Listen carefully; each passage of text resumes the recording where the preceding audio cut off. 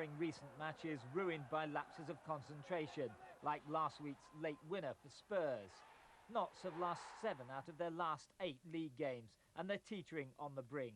These are the games that matter over the Christmas period, but there's no hint that the pressure of it all is getting to anyone at Meadow Lane. We knew it was going to be difficult. We've made it far more difficult for ourselves simply because we should now be on 25, 26 points.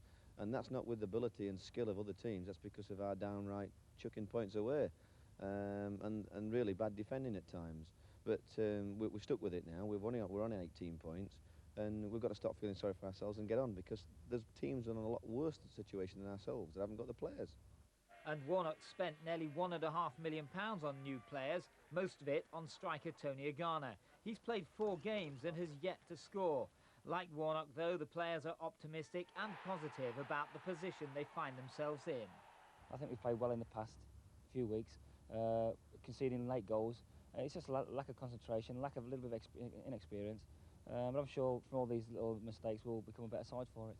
It is the only league to play in, isn't it? That's right, it's the best, isn't it? I mean, I was in Germany, I played in the first division in Germany, but there's nothing like getting back here and trying to get into the first division, and just being here is just great.